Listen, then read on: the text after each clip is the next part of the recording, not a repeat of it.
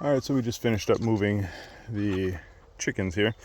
So this is where the pen was before. Yes, it's pretty beat down and whatnot. There's a lot of manure. That will break down just like the other spots. You can see it's, darker green coming up to lighter green. With all the rain we've been getting, that will wash this right into the soil. And in a week, if I come back out here and take a video, this will be 6 inches high already. I did leave the chickens in one spot a little too long, about 2 days. Then they start to get bored and they dig holes. They just do that to dust bath themselves, just like any other bird would. But so now they're up into this spot. I had to go a little farther up because this is a hill I'm standing on. I didn't want my pen to roll backwards. So they're up high enough now that they'll be just fine. So this is just one chicken net that I have. It's 164 feet. And I just spread it out as much as I can to give them as much room as I can. So this one's not electrified right now. I do have electric fence I am going to put on it. Since we're so close to the wood line here, a fox could be sitting right there or a coyote and we wouldn't even know. So some of them, a couple of the chickens will get out. This one that's pacing back and forth over here, she's trying to figure out a way out because she's probably the one that's laying the eggs up in the sheep area. So she wants to get the heck out of there. This coop that they are in, we built this 2 years ago. It's 4x6. It's okay for 30 to 40 chickens. That's about what we have, maybe a little higher than 40.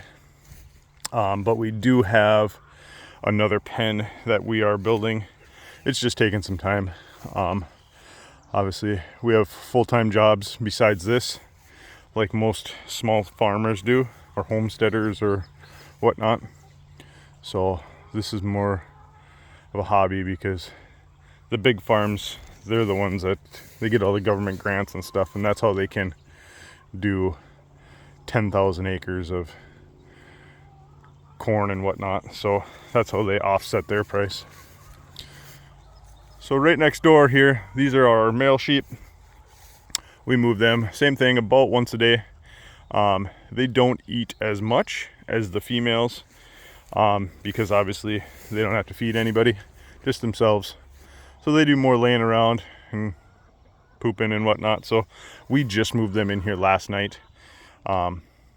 They'll eat half of it, step on the other half, and sleep on the other half. So they are in electric fence. This fence is on. During the winter, we use just hard pens so we don't have to electrify anything. So that way there we don't have to fight with snow and everything else.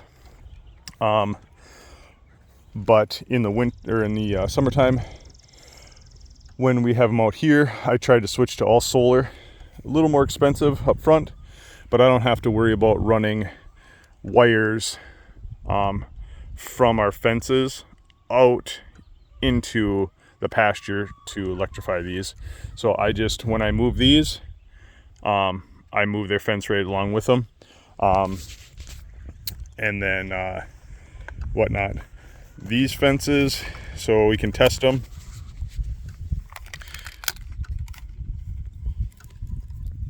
You just put one in the ground. That's like the grounding rod.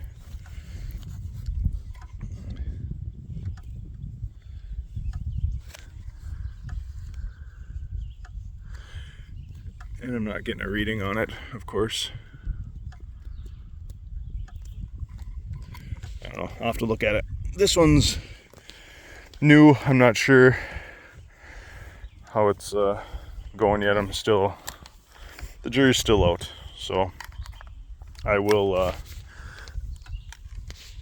get this figured out and whatnot.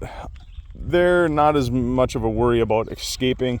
And if they do escape, they're just going to run down that hill there because that's where the girls are. So the clicking enough, hopefully, is enough to just keep them in. I'm not worried about an animal. He's about 200 to 250 pounds.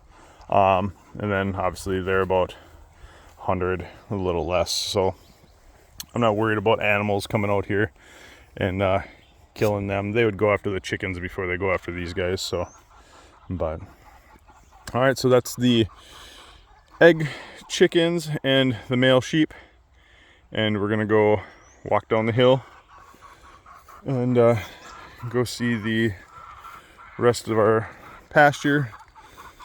The sheep ate it down pretty quick this summer or this spring when we had a bunch of little ones, so we're sold a few, and that helped let our pasture grow back up. So then we got our female sheep down here. We'll go see them.